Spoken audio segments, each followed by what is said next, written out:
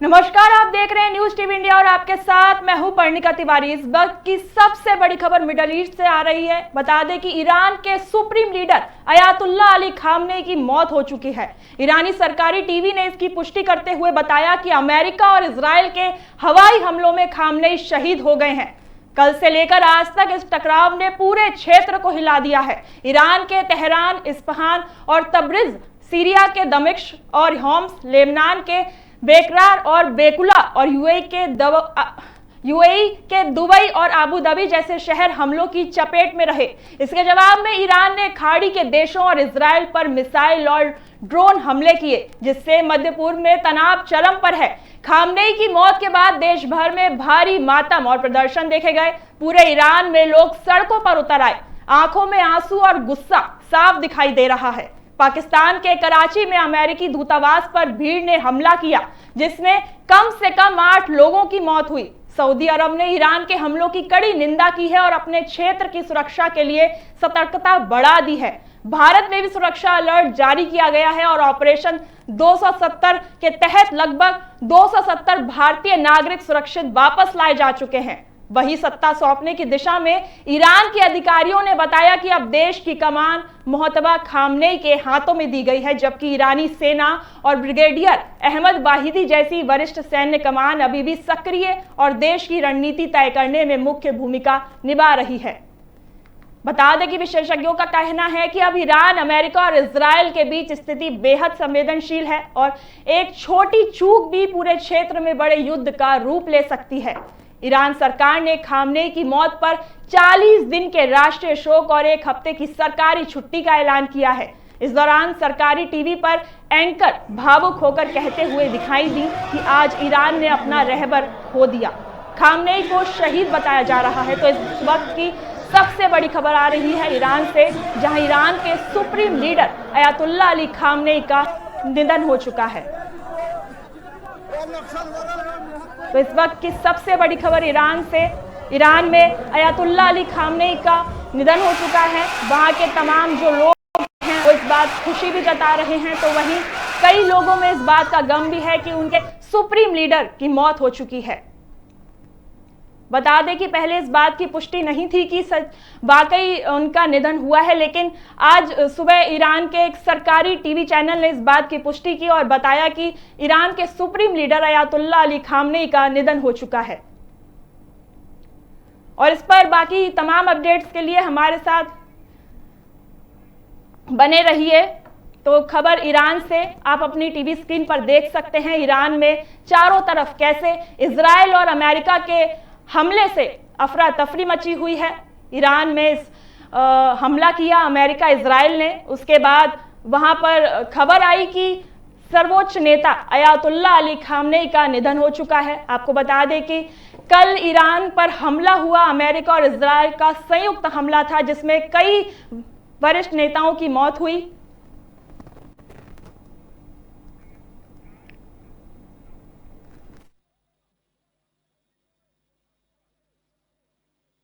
Screen पर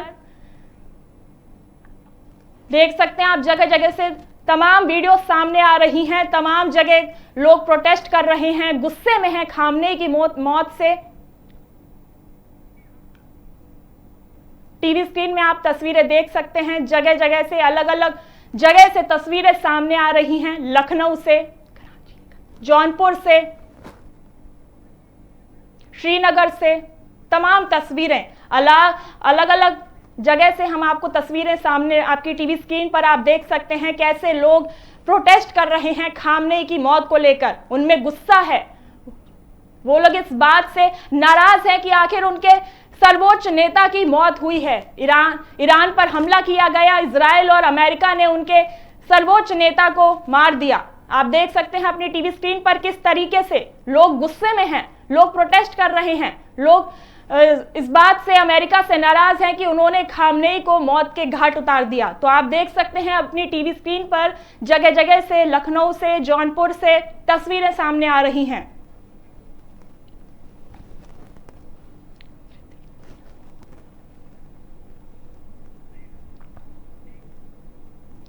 तो बाकी तमाम अपडेट के लिए हम चलते हैं हमारे सहयोगी ऋतिक के पास।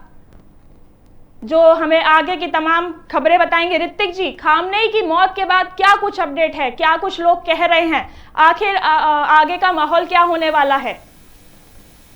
बिल्कुल, देखिए पर्णिका, सबसे पहले अगर बात करें, ये जो ईरान और इजराइल के बीच में युद्ध चल रहा है, कहीं ना कहीं ये बेहद विकट स्थिति में अब जा चुका है। क्योंकि हम पहले से देख रहे थे अक्टूबर 2023 से जब ये स्थिति जो थी बेहद चिंताजनक हुई थी, दोनों देशों के बीच में संघर्ष लगातार जारी था। ऐसे में 2025 में, पिछले साल अगर हम बात करें तो जून में भी आपको याद होगा जब यूएस मिलिट्री बेस पर हमला करने की बात ईरान की तरफ से कहा जा रहा था, खामनेई साफ तौर पर ट्रंप को ललकार रहे थे, लेकिन उस वक्त स्थिति इतनी ज्यादा विकट नहीं थी। उसके बाद अब, क्योंकि हम लगातार देखते हैं जब दो देशों के बीच में एक तीसरा कोई देश आता है, बेशक वो मध्यस्थता कराने आए या फिर वो बरगलाने आए, उसका काम जो है इस बार ये ट्रंप ने किया। ट्रंप ने ईरान और इजराइल के बीच आकर साफ तौर पर ये जो स्थिति है इसे और ज्यादा चिंतापूर्ण, संघर्षवाद बना दिया है। क्योंकि हमने देखा किस तरीके से ट्रंप यहां पर आए हैं, और इस बार जब इजराइल है, इजराइल ने अकेले ये हमला नहीं किया है, इजराइल के साथ अमेरिका ने पूरा साथ दिया है। उसके बाद तमाम इंटेलिजेंस की जो रिपोर्ट्स थी उन्होंने बताया कि किस तरीके से ईरान के ऊपर शिकंजा कसा जाए। क्योंकि हम सभी जानते हैं जब दो देशों के बीच में कभी भी वॉर होता है तो सबसे ज्यादा जो नुकसान होता है वो सिविलियंस को होता है, उस देश में रह रहे लोगों को होता है, आम नागरिक को होता है। अब ऐसे में लगातार जब तमाम जगहों पर इस तरीके के हमले होते हैं, बमबारी होती है, सैन्य कार्रवाई की जाती है, तो वहां के लोगों को भारी नुकसान होता ही है। लेकिन इसके साथ जो सरकारी पिटारा होता है, जो खजाना होता है सरकारी, वो कहीं ना कहीं धीरे धीरे खाली होने लग जाता है। तो आर्थिक रूप से शायद ये वो समय था ईरान का, या ये कहें, क्योंकि हम लगातार देख रहे थे कि ट्रंप तमाम तरीके की बयानबाजियां दे रहे थे। जनवरी का ये महीना था इसी साल का जब ट्रंप ने अपने एक ट्विटर हैंडल पर पोस्ट किया था और लिखा था कि the help is on the way, यानी कि जो मदद है वो अभी रास्ते में है। ईरान की तरफ से वो ये बात कर रहे थे, लेकिन इस तरीके की कार्रवाई एकाएक जो ईरान के विरोध में उन्होंने की है, ये दर्शाती है कि शायद ये इंतजार किया जा रहा था कि कब ईरान थोड़ा सा हल्का पड़े, कब ईरान के जो लोग हैं वो थोड़े से थक जाएं। ये संघर्ष जो लगातार चल रहा था, तो अभी कहीं ना कहीं फाइनेंशियली अगर बात करें तो ईरान हल्का पड़ रहा था, और ये वही समय था जब ट्रंप को सबसे ज्यादा सटीक समय लगा। तो मौके पर चौका मारने का जो काम है वो ट्रंप ने किया इस बार पर निकाल। ऋतिक, आपको क्या लगता है कि जो हमला हुआ है वो अचानक से हुआ है? क्योंकि अगर हम देखें तो लगातार बातचीत हो रही थी ओमान में ईरान और अमेरिका के प्रतिनिधियों के बीच, उसके बावजूद ये हमला हुआ, जबकि बात ये निकली थी कि अब युद्ध नहीं होगा। तो आपको इस पर क्या कुछ लगता है कि कुछ पहले से ही हर चीज चल रही थी? क्या पहले से ही प्लानिंग थी कि हम ईरान को एक तरफ बातचीत में अटकाए रखें और दूसरी तरफ अचानक उस पर हमला कर दें? बिल्कुल ही बिल्कुल, बहुत अच्छा सवाल आपकी तरफ से किया जा रहा है। क्योंकि देखिए, ईरान की अगर हम बात करते हैं तो ईरान कहीं ना कहीं वो देश है जो 2015 से, अगर आपको याद होगा, JCPOA यानी कि joint comprehensive plan of action बनाया गया था, जिसके अंदर अमेरिका खुद भी शामिल था। लेकिन 2018 में इस JCPOA से अमेरिका पीछे हट गया था। उसके बाद से फिर न्यूक्लियर पावर बनने की बात जो थी वो ईरान की तरफ से लगातार सामने आती थी। तो ऐसे में कहीं ना कहीं ट्रंप जो है वो साफ तौर पर ये चाहते थे कि कोई भी जो न्यूक्लियर पावर है वो ईरान के पास ना आए। इसको लेकर के कई बार उन्होंने बोला भी अपनी तरफ से। अब ऐसे में जब तमाम बातें हो रही थी तो साफ तौर पर ट्रंप ने बोला कई बार कि अगर इस तरीके की चीजें हैं, अगर न्यूक्लियर पावर बनने की कोशिश में ईरान है तो वो पीछे हट जाए। अब जब ये सारी बातें हो रही थी तो इसी बीच कहीं ना कहीं जो प्लान ऑफ एक्शन था ट्रंप का, वो लगातार काम कर रहा था। जो ट्रंप है, क्योंकि अमेरिका की अगर हम बात करते हैं तो इंटेलिजेंस एजेंसी अमेरिका की वो बहुत ज्यादा मजबूत है। इसका अभी आपने याद भी होगा आपको 3 जनवरी को सभी ने उसका दृश्य भी देखा था, जैसे वेनेजुएला के राष्ट्रपति को जब उठा के ले आए तो उनकी पत्नी के साथ जब वो वहां पे अपने घर पर होते हैं। तो इसी तरीके की जो कार्रवाई है वो इस बार ईरान में भी की गई है। आपको पता होगा IRGC और ये जो रक्षा मंत्री ईरान के वो मार गिराए गए हैं। जो हमास, माफ कीजिएगा, जो खामनेई है, खामनेई की पूरी ट्रैकिंग लगातार की जा रही थी इंटेलिजेंस ब्यूरो की तरफ से। तो इन सभी चीजों पर पूरी तरीके से शिकंजा रखा जा रहा था, देखा जा रहा था किसकी क्या मूवमेंट है। उसके बाद ये एक्शन लिया गया, क्योंकि खामनेई सुप्रीम लीडर कहलाते हैं। आपको पता होगा, क्योंकि सुप्रीम लीडर की अगर हम बात करें तो जो अंतिम निर्णय होता है वो सुप्रीम लीडर का होता है। जो सैन्य कार्रवाई होती है उसको किस तरीके से करना है, ये सारी जो चीजें होती है वो सुप्रीम लीडर के हाथ में होती है। तो खामनेई ही वो व्यक्ति थे जिनकी तमाम नीतियां थी, ईरान जो तरीके से चल रहा था, ईरान में जो जो चीजें होती थी, हर नीति के पीछे खामनेई का हाथ होता। खामनेई वो व्यक्ति थे जो साफ तौर पर ललकारते थे ट्रंप को, क्योंकि ट्रंप की जो धमकियां होती थी उससे खामनेई कभी डरे भी नहीं। ईरान हमने देखा है। लेकिन अब ऐसे में सबसे महत्वपूर्ण सवाल पढ़ने का ये आता है ऐसे में कि दो देशों के बीच में जब लड़ाई होती है तो महज वो जो तनाव होता है वो उन दो देशों का नहीं होता। वो जो तनाव होता है वो उसकी जो नेबर कंट्रीज होती है या फिर उस देश के साथ जो बिजनेस कर रहा होता है उनके साथ भी ये दिक्कत होती है। अब ऐसे में खामेनेई का समर्थन करना सही नहीं है, लेकिन हाँ ये जरूरी है कि अगर दो देशों के बीच में लड़ाई हो रही थी तो ट्रंप ने वहां पर अपनी भूमिका क्यों निभाई, क्योंकि हम देख रहे हैं ट्रंप लगातार, जब से ट्रंप ने राष्ट्रपति का ये पदभार एक बार फिर से संभाला है भारत पाकिस्तान की जब लड़ाई हुई तो ट्रंप ने कितनी बार कहा था कि उन्होंने यहाँ पे मध्यस्थता कराई है। अफगानिस्तान पाकिस्तान की लड़ाई हो रही है, उसमें ट्रंप की भूमिका सामने आ रही है। रशिया यूक्रेन की अगर हम बात करें तो यूक्रेन की तरफ से ट्रंप आ रहे हैं। चाइना की हम बात करें, टैरिफ वॉर की हम बात करें, तो तमाम जगहों पर जो ट्रंप है वो हर जगह अपनी भूमिका गाहे बगाहे दिखाते हुए नजर आते हैं। तो ये कहीं ना कहीं अब एक विकट स्थिति आगे वाले समय पर हो सकती है। जी बिल्कुल। मेरा आपसे अगला सवाल ये है कि क्या खामने के साथ कोई मोसाद का एजेंट मौजूद था, क्योंकि कहा जाता है कि जो मोसाद है वो उससे कोई अचूका नहीं रहता है। तो ऐसे में जो इनको खबर है कि खामने असल में कहाँ मौजूद हैं, किससे पता लगी? बिल्कुल, ये क्योंकि जैसे अभी आप बात बता भी रहे हैं, क्योंकि मोसाद की अगर हम बात करें, अमेरिका बहुत पावरफुल कंट्री तो है ही, लेकिन उसके साथ साथ अमेरिका अपना होमवर्क पूरी तरीके से करके रखता है। देखिए खामेनी की हम बात कर रहे हैं, आपको याद होगा ओसामा बिन लादेन को भी इसी तरीके से टारगेट किया गया था। वेनेजुएला के राष्ट्रपति को भी इसी तरीके से टारगेट किया गया था, क्योंकि ऐसा होता है जब हमारे साथ 10 लोग होते हैं उनमें से कोई एक व्यक्ति ऐसा होता है जो तमाम हमारी चीजों पर, हमारी गतिविधियों पर नजर रख रहा होता है। तो ऐसे में खामेनी, क्योंकि कोई आम नेता नहीं थे वहां के, वो सुप्रीम लीडर थे वहां के, खामेनी के हिसाब से पूरा ईरान चलता था, खामेनी जो चाहते थे ईरान में वो होता था। तो ऐसे में मोसाद की तरफ से पूरा जो टारगेट है वो लॉक किया गया था, तमाम चीजों पर नजर रखी गई थी, क्योंकि ये ट्रंप पहले भी कई बार कह चुके थे खामेनी के लिए कि अगर वो जब चाहेंगे तो वो ईरान के साथ साथ खामेनी को भी खत्म कर देंगे। ये बयान बहुत हल्के में लिया जा रहा था, लेकिन हाँ अब शायद ये कहना जरूरी हो जाता है, क्योंकि ट्रंप जिस तरीके की कार्रवाई कर रहे हैं, जिस तरीके की गतिविधियों में शामिल रहते हैं, वो कहीं ना कहीं एक सनकपन जरूर दिखता है। इसे कहने में कोई वो नहीं है दो राय, क्योंकि लगातार हम देख रहे हैं किसी देश के बीच में अगर आप इंटरफेयर कर रहे हैं, आप वहां के क्राउन प्रिंस कहलाना चाहते हैं, आप वेनेजुएला में जब जाते हैं वहां के कार्यकारी प्रेसिडेंट अपने आप को घोषित कर देते हैं, तो वो कहीं ना कहीं ये साफ तौर पर जो दो देश होते हैं उनके बीच की जो अमन और शांति है उसको खत्म करने का काम यहाँ पर किया जाता है। जी बिल्कुल बिल्कुल। तो तब मेरा अगला सवाल ये कि जो ईरान और इजराइल में जो लगातार तनाव चल रहा था उसकी मुख्य वजह क्या थी? अमेरिका इन सब चीज में क्यों कूदा? ठीक है, देखिए क्योंकि पर्निका अगर हम बात करें मुख्य विवाद की, तो ईरान अपने आप में एक जो देश है वो अपने आप को न्यूक्लियर पावर कभी भी बनाना नहीं चाहता। ये खामेनी लगातार ये बयान देते हुए भी आए हैं। अब ऐसे में हमने जैसा कि आपको बताया भी कि इनके बीच में जो प्लान ऑफ एक्शन था 2015 में बना था, उसके बाद 2018 में उसमें से ट्रंप ने खुद को साइड कर दिया था। अब सबसे बड़ा सवाल ये आ जाता है कि आखिरकार ये युद्ध शुरू कहां से हुआ। आपको बता दें, ईरान की तरफ से पहले इजराइल पर कई धमाके किए गए थे। ये बोला जाता था कि इजराइल जो है वो छोटा देश है, इजराइल की इतनी हिम्मत नहीं है कि वो ईरान के ऊपर आंख उठा करके देख ले। शायद ये वजह भी कहीं ना कहीं खामनेई को आज लेके डूबा है, क्योंकि कई बार हमने देखा है, वो आपने भी देखा होगा, जब रेस की एक बात आती है तो उसमें जो दो देश होते हैं, सबसे ज्यादा जो हल्का देश होता है उसको बहुत हल्के में लिया जाता है, जैसे रशिया और यूक्रेन। इतिहास इस बात का भी गवाह है, बोला जाता है कि वो छोटा देश है, वो कितना कर लेगा। ऐसी बात इजराइल के साथ हो रही थी, लेकिन हाँ इजराइल को समर्थन तमाम देशों का है जी। अमेरिका इजराइल का साथ दे रहा है। अब परमाणु एनर्जी की बात लगातार ईरान की तरफ से कही जा रही थी। आपको बता दें वो वक्त आपको याद होगा 2023 में जब ये बात निकलकर सामने आई थी कि जो यूरेनियम की क्वांटिटी है, जो रॉ मटेरियल्स होते हैं न्यूक्लियर बनाने के लिए, उसको जो इकट्ठा कर रखा था वो पूरा ईरान ने एक बेसमेंट के अंदर इकट्ठा किया हुआ था, वो लगातार वहां पर काम चल रहा था। अब ऐसे में जब खामेनेई की बात सामने आई तो खामेनेई कहते हैं कि नहीं, हमें कोई भी शौक नहीं है न्यूक्लियर पावर बनने का, हमें परमाणु बनाने की कोई जरूरत नहीं है। लेकिन सवाल तब उठने लग गया जब ईरान की तरफ से बोला गया कि हमें जरूरत तो नहीं है, लेकिन जो एक एनरिचमेंट था, जो यूरेनियम का एनरिचमेंट था, क्योंकि रॉ मटेरियल्स इतने ज्यादा इकट्ठा किए हुए थे कि अगर वो कभी भी ये चाहते कि अब हमें न्यूक्लियर पावर बनकर सामने वाले देश पर हमला करना है तो वो कर सकते थे। उतनी चीजें उन्होंने इकट्ठा की हुई थी। इसको लेकर के अब इजराइल लगातार इस बात को कह रहा था सामने आकर के, और अमेरिका बार बार इस बात का प्रेशर ईरान पर बना रहा था कि वो जो ये काम कर रहा है, जो वो न्यूक्लियर बनाने की हरकतें कर रहा है, वो इसे रोक दे। कई बार ऐसा हुआ भी था, पर्निका आपको याद होगा जून 2025 में उन जगहों पर, वो जो साइट थी, वो जो बेसमेंट थे जहां पर ये काम चल रहा था, उन खदानों पर कई बार हमले किए गए हैं ताकि ये काम जो है पूरी तरह से रुक जाए। लास्ट टाइम जब हमने देखा था जून 2025 में, तो जब ये हमला हुआ तो लगभग ये कह दिया गया था कि जो परमाणु के लिए रॉ मटेरियल्स इनके पास थे वो सब कुछ जो है वो तबाह कर दिए गए हैं।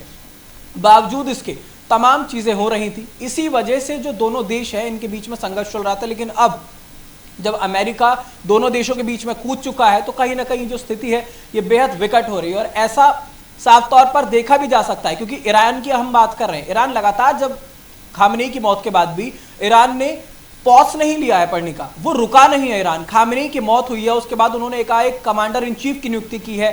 सामने निकलकर बात आ रही है कि जो उनके बेटे हैं खामेनेई के, उनको सामने रखा जाएगा, लीडर बनाने की बात की जा रही है। IRGC के जो कमांडर थे वो मर गए हैं, रक्षा मंत्री जो है वो इसमें शहीद हो गए उनके, जो कहा जा रहा है इनकी तरफ से। लेकिन बावजूद इसके ईरान का हमला नहीं रुक रहा है, अपने आप में एक बहुत बड़ी बात है, उसमें कोई दो राय नहीं है कि ईरान जो अब हमले कर रहा है, ईरान जीतने के लिए लड़ाई नहीं कर रहा है, क्योंकि नीतियों की अगर हम बात करें तो अभी नीतियों की कमी हो जाएगी, क्योंकि खामेनेई लगातार बताते थे कब क्या कहां पर कौन सा स्टेप उठाना है। लेकिन ऐसे में जो अब फिलहाल ईरान लड़ाई कर रहा है वो सिर्फ ये दिखाने के लिए लड़ रहा है कि हम झुके नहीं है, हम दबे नहीं है, हम अभी भी लड़ेंगे, हमने घुटने नहीं टेके हैं। और यही ईरान की खासियत अब से नहीं पहले से भी रही है कि ईरान कभी भी झुका नहीं है। ट्रंप ने कोशिश पहले ही बहुत की, लेकिन बावजूद उसके ईरान ने अभी भी, जो यह एक सिग्नेचर है ईरान का, कि वो अभी तक लड़ रहा है।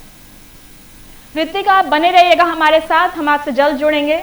आपको बता दें कि जो खामनेई की मौत हुई है उसका असर भारत में भी दिखाई दिया है। लखनऊ में शिया समुदाय के लोगों ने प्रदर्शन किया और अमेरिका इजराइल के खिलाफ नारे लगाए गए। कई जगहों पर विरोध प्रदर्शन देखने को मिले हैं। खासतौर पर शिया समुदाय और ईरान समर्थक संगठनों ने सड़कों पर उतरकर अमेरिका और इजराइल के खिलाफ नारे लगाए। सुरक्षा कारणों और मध्य पूर्व के एयर स्पेस बंद होने की वजह से कई शहरों से उड़ानें रद्द की जा रही हैं। आप अपनी टीवी स्क्रीन पर देख सकते हैं कि किस तरीके से लोगों में गुस्से का माहौल है। लोग इस बात से नाराज हैं कि आखिरकार खामनेई की मौत क्यों हुई। छत्रपति शिवाजी महाराज अंतर्राष्ट्रीय हवाई अड्डे से दर्जनों अंतर्राष्ट्रीय फ्लाइट्स कैंसिल हुई हैं। लोग जा नहीं पा रहे हैं। जगह जगह एयर स्पेस में जो लगातार हमले जारी हैं, इस चक्कर में लोग सफर नहीं कर सकते हैं। जबकि श्रीनगर अंतर्राष्ट्रीय हवाई अड्डा से भी कई उड़ानों पर असर देखा गया है। लखनऊ और जौनपुर में इस मुद्दे को लेकर प्रदर्शन लगातार जारी हैं और लोग सड़कों पर उतरकर विरोध जता रहे हैं। एयरलाइंस ने यात्रियों को पहले से फ्लाइट स्टेटस चेक करने की सलाह दी है, क्योंकि हालात के मुताबिक शेड्यूल लगातार बदले जा रहे हैं। प्रशासन ने सभी जगह सुरक्षा बढ़ा दी है और लोगों से शांति बनाए रखने की अपील की है। तो आप हमारी टीवी स्क्रीन पर देख सकते हैं कि लोग किस तरीके से खामनेई की मौत के बाद गुस्से में नजर आ रहे हैं। लोग प्रदर्शन कर रहे हैं। ये आप टीवी स्क्रीन पर आप देख सकते हैं लगातार तस्वीरें जौनपुर से, लखनऊ से। बता दें कि खामनेई की मौत के बाद न सिर्फ ईरान बल्कि पाकिस्तान में भी जबरदस्त गुस्सा देखने को मिला है। पाकिस्तान के कराची में उस वक्त बेकाबू हालात हो गए जब गुस्साई भीड़ ने अमेरिकी दूतावास को निशाना बना लिया। हजारों प्रदर्शनकारी दूतावास की ओर बढ़े, अमेरिका के खिलाफ नारे लगाए और जबरदस्त पथराव किया गया। हालात काबू से बाहर होते हुए देख सुरक्षा बलों को कार्रवाई करनी पड़ी, जिसके बाद हिंसा भड़क उठी। इस झड़प और भगदड़ में कम से कम 8 लोगों की मौत हो गई है, जबकि कई अन्य लोग घायल बताए जा रहे हैं। पाकिस्तानी मीडिया के मुताबिक प्रदर्शनकारी खामनेई की मौत के लिए सीधे अमेरिका और इजराइल को जिम्मेदार ठहरा रहे हैं। घटना के बाद पूरे इलाके में भारी सुरक्षा तैनात कर दी गई है। इंटरनेट सेवाएं सीमित की गई हैं और दूतावास के आसपास कर्फ्यू जैसे हालात बना दिए गए हैं।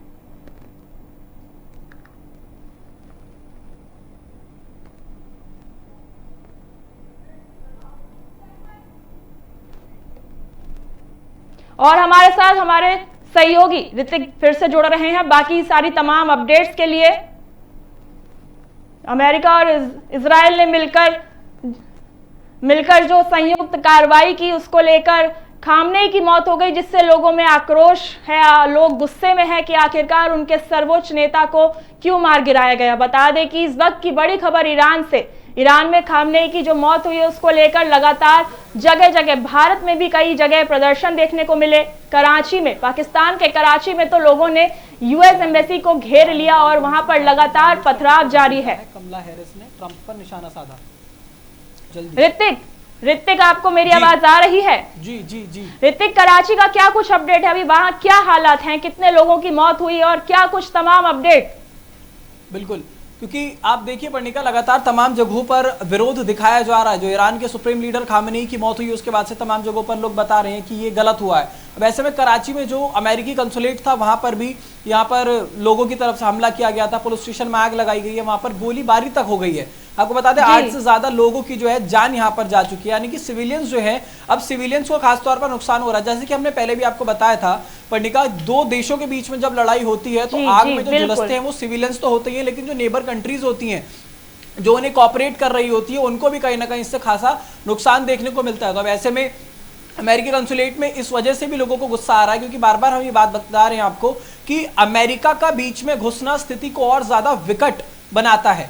आप भी जानते हो और ये हम भी जानते हैं, सभी लोग देख रहे हैं किस तरीके से लगातार 2024 से जो ट्रंप है वो अलग अलग तरीके की प्रतिक्रियाएं दे रहे हैं। दो देशों के बीच में उनका जाना कहीं ना कहीं बातों को और खराब भी कर देता है। तो इस तरीके की जो हरकतें हो रही हैं उसको लेकर अब लोगों के अंदर खासा गुस्सा देखने को मिल रहा है। और अमेरिका में, यानी कि अगर हम बात करें अमेरिका को लेकर, पाकिस्तान में, कराची में कहीं ना कहीं लोग बहुत ज्यादा उग्र होते हुए नजर आ रहे हैं। आप तस्वीरों में भी देखेंगे वहां पर किस तरीके से जो लोग हैं वो लगातार गोलियां चला रहे हैं, खुलेआम वहां पर गोलीबारी हो रही है। जबकि पाकिस्तान वो देश है जिसकी खुद की स्थिति अभी खराब है। आपको भी पता होगा अभी बीते दिनों में अफगानिस्तान के ऊपर लगातार जो हमले पाकिस्तान की तरफ से किए गए, अफगानिस्तान लगातार रिटेलिएशन कर रहा है पाकिस्तान की तरफ। बावजूद इसके इस तरीके की जो चीजें हैं वो पाकिस्तान में हो रही, जो ये साफ तौर पर दर्शाती है कि महज दो देशों में नहीं, वैश्विक पटल पर अगर हम बात करें, इंटरनेशनल लेवल पर कहीं ना कहीं कई सारे ऐसे देश हैं जो इसके बीच में आएंगे। क्योंकि ईरान वो देश है जहां से पेट्रोल का जो रास्ता है वो निकल कर आता है, जो हम ये तेल यूज करते हैं वो सारा जो रास्ता है वो वहां से होकर आता है। तो कहीं ना कहीं अगर ईरान वो बंद कर देता है तो वो हमारे लिए, आपके लिए, सभी देश के लिए, लगभग जो आसपास की नेबरिंग कंट्रीज हैं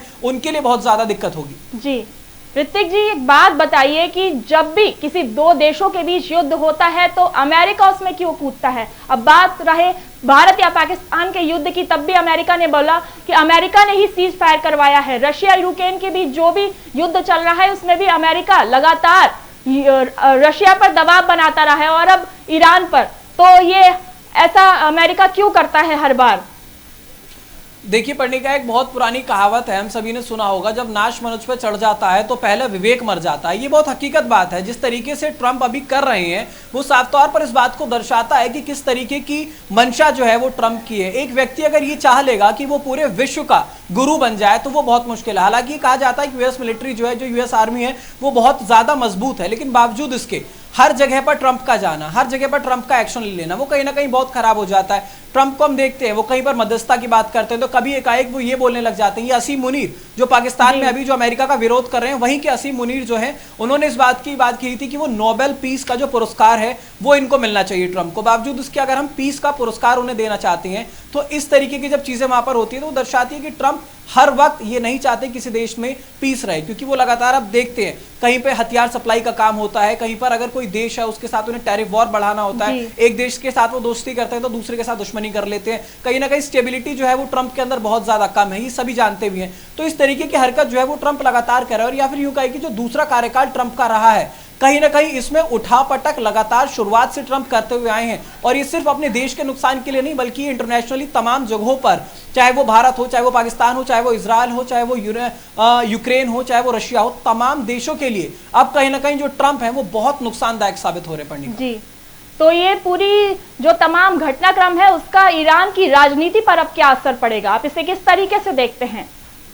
बिल्कुल, देखिए अगर ईरान की राजनीति की हम बात करें तो वहां पर कहीं ना कहीं हम देख रहे हैं अब कहीं जो वहां की राजनीति थी, सुप्रीम लीडर जो वहां पे खामनेई थे, वो अपनी नीतियों के हिसाब से, अपनी आइडियोलॉजी के हिसाब से वहां के लोगों को साथ लेकर के चलते थे। लेकिन अब बताया जा रहा है कि शायद उनके जो बेटे हैं उनका नाम निकल कर आ रहा है। औपचारिक पुष्टि फिलहाल इस बात की रही हुई है, लेकिन अब कहीं ना कहीं जो सरकार है ये माना जा रहा है कि हो सकता है कि जो सरकार है वो बदली जाए या फिर वहाँ की जो नीतियां हैं वो थोड़ी सी बदली जाए। इन सारी बातों पर अब चर्चा होगी। लेकिन फिलहाल अगर हम बात करें तो जो खामनेई की नीतियां थी, अभी फिलहाल पूरा ईरान उसी पर चल रहा है। लेकिन इसके बीच सबसे बड़ी खबर और सबसे महत्वपूर्ण अपडेट आपके लिए ये भी है पढ़ने का, हमारे दर्शकों के लिए, कि ईरान और इजराइल के बीच में जो संघर्ष चल रहा है, जो चिंताजनक स्थिति यहां पर बनी हुई है, इसके बीच में लगभग अभी ऑपरेशन सिंधु के जरिए 270 भारतीयों को वापस लिया गया है। ये बड़ी जानकारी हम आप तक पहुंचा रहे हैं। 270 लोगों को वापस लाया गया है। MEA यानी कि मिनिस्ट्री ऑफ एक्सटर्नल अफेयर्स की तरफ से तमाम एडवाइजरीज जारी की गई हैं कि कोई भी अनावश्यक रूप से जो लोग हैं वो बाहर ना निकले, वो इंडियन एम्बेसीज के साथ लगातार कनेक्टेड रहें। किसी प्रकार की कोई अगर बातें होती हैं, अगर कोई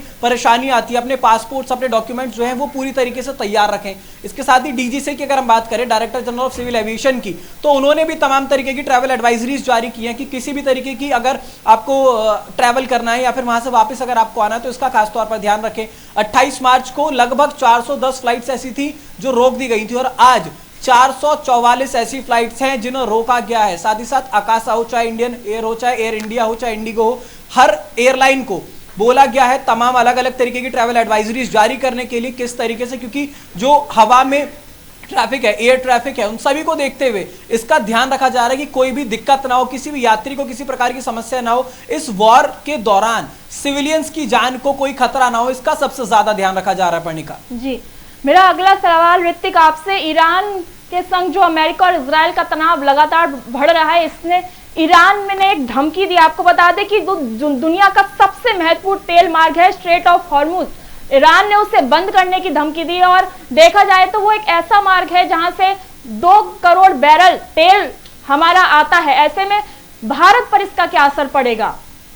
बिल्कुल, देखिए अभी मैंने जैसे कि पर्णिका आपको पहले ही बताया था, अभी ये वही रूट है जहां से हम अगर बात करें तो हमारा ऑयल यहां से आया करता है। इस ऑयल के रूट को अगर आप बंद कर दें, क्योंकि ईरान के पास 2 से 3 चीजें ऐसी थी पर्णिका, हमें समझने की जरूरत है, जिसके जरिए वो कहीं ना कहीं ये कह सकते हैं हम कि दबता नहीं था। यूएस का जो मिलिट्री बेस है सबसे बड़ा, वो ईरान के एरिया में आता है। उसके बाद ये जो रूट है तेल का, वो ईरान के अंडर में आता है। तो ईरान इन सभी जगहों को ब्लॉक करने की बात लगातार करता है, जिसकी वजह से ईरान को भी पता है कि कहीं ना कहीं जो बाकी के देश है उनके रेवेन्यू पर इसका बहुत ज्यादा असर पड़ेगा, उनकी इकोनॉमी पर इसका बहुत ज्यादा असर पड़ेगा। अब ऐसे में अगर ये रूट बंद हो जाता है कहीं ना कहीं, और इसमें कोई दो राय नहीं, लग भी रहा है कि शायद हो सकता है कुछ दिनों के लिए बेशक, लेकिन ये काम ईरान जरूर करेगा, तो इसका असर लगभग देशों पे। इस वक्त की बहुत बड़ी खबर आ रही है, आपको बता दें कि कमला हैरिस उन्होंने ट्रंप पर निशाना साधा है। आपको बता दें कि बड़ी खबर अमेरिका से, जहां कमला हैरिस ने ट्रंप पर निशाना साधते हुए क्या कुछ कहा, आपको बताते हैं। ईरान ने इजराइल के लड़ाई में अमेरिका का कूदना उन्होंने एक साजिश बताया है। आपको बता दें कि जो अमेरिका लगातार, ट्रंप जो लगातार इस हमले में कूदा है, कमला हैरिस ने इसको एक साजिश बताया है। ईरान इजराइल की लड़ाई में अमेरिका का कूदना एक तरीके से साजिश बताई है। इस वक्त की बहुत बड़ी खबर आ रही है अमेरिका से, बड़ी खबर आपको बता रहे हैं, ईरान इजराइल की लड़ाई में अमेरिका का कूदना। कमला हैरिस ने सीधे ट्रंप पर निशाना साधा है। उन्होंने कहा है कि जिस तरीके से अमेरिका इस लड़ाई में कूदा है वो एक तरीके की साजिश है। आपको बता दें इस वक्त की बहुत बड़ी खबर, कमला हैरिस ने ट्रंप पर निशाना साधा है। तो इस वक्त की बड़ी खबर अमेरिका से आप अपने टीवी स्क्रीन पर देख सकते हैं।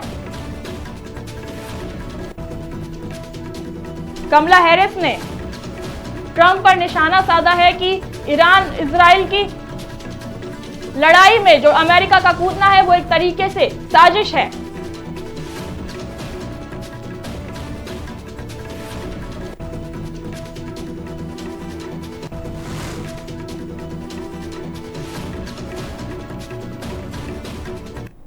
हमारे साथ लगातार न्यूज रूम से ऋतिक ठाकुर जुड़े हुए हैं, हमारे सहयोगी। ऋतिक, अभी अभी कमला हैरिस ने ट्रंप पर निशाना साधा है कि जो पूरा मांजरा है वो सिर्फ एक साजिश है, आप इसे कैसे देखते हैं?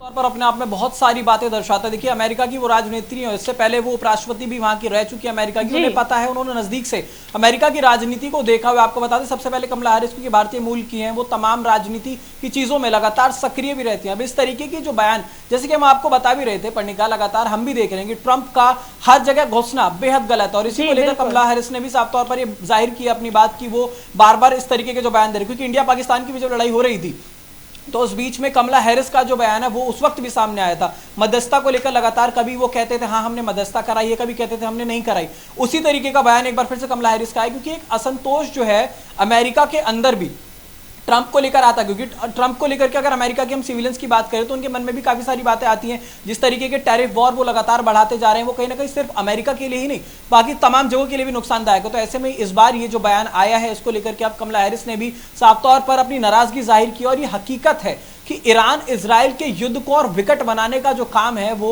डोनाल्ड ट्रंप ने किया। उन्होंने इजराइल को समर्थन दिया है, उसकी तरफ से उन्होंने उस पर हमला किया है, न्यूक्लियर पावर बनने से रोकने की ये बात लगातार चल रही थी। लेकिन ऐसे में अगर रक्षा मंत्री, आप खुद समझिए स्थिति कितनी विकट हो जाती है अगर वहां के, जैसे कि हम बात कर रहे हैं इस्लामिक रिवॉल्यूशन गार्ड कॉर्प्स जो है उसके कमांडर को मार गिराया है, रक्षा मंत्री को मार गिराया है, खामनेई जो कि वहां के सुप्रीम लीडर थे उनको मार गिराया, यानी कि एक बैकबोन को तोड़ने का काम जो है वो यहां पर किया गया है। इसके पीछे समर्थन किसका था? अमेरिका का था। अमेरिका की तरफ से जब ट्रंप इस तरीके के काम कर रहे हैं तो कहीं ना कहीं अमेरिका के लिए भी बहुत बैड फेसिंग वाली जो चीज है वो अब देखने को मिलेगी। तो उसको लेकर कहीं ना कहीं जो चिंता है कमला हैरिस के मन में भी है, जिसको लेकर उन्होंने अपनी बात जाहिर की है। पर्णिका जी बिल्कुल बिल्कुल। ऋतिक, मेरा अगला सवाल आपसे यह है कि अमेरिका इजराइल के संयुक्त हमलों के बाद जो मिडिल ईस्ट की खबर सामने आई है और आप देख रहे हैं कि तमाम जगहों से लगातार झड़पों की खबरें सामने आ रही हैं, चाहे वो पाकिस्तान का कराची हो या फिर हमारे हिंदुस्तान के लखनऊ या फिर तमाम जगह। आप इसे कैसे देखते हैं? आखिर लोगों में गुस्सा है, अब आगे क्या कुछ देखने को मिलेगा?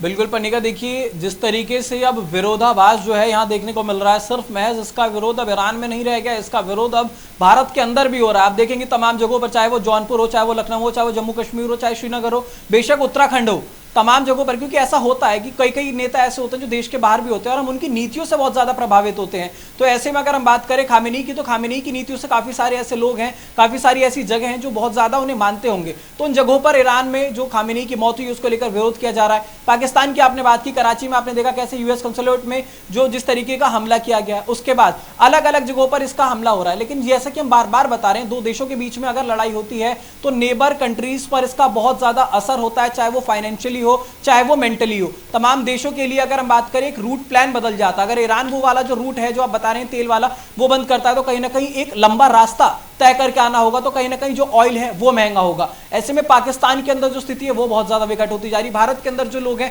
उनके मन में कई ज्यादा विरोधाभास है। तो ऐसे में बहुत सारी चीजें अभी निकल कर आ रही हैं, तमाम डेवलपमेंट्स ऐसे में पढ़ने का लगातार होती रहेंगी। अभी हम आपको बता दें, लगभग जो कयास लगाए जा रहे हैं, जो बड़े चाहे हम बात करें वरिष्ठ पत्रकारों की, बहुत धन्यवाद यहाँ पर बता रहे हैं 24 से 48। ऋतिक, बहुत बहुत धन्यवाद आपका हमारे साथ जुड़ने के लिए और तमाम अपडेट्स देने के लिए कि ईरान में और बाकी देशों में क्या कुछ जारी है। खामनेई की मौत ने न सिर्फ ईरान बल्कि पूरे मिडिल ईस्ट और दक्षिण एशिया में हलचल मचा दी है।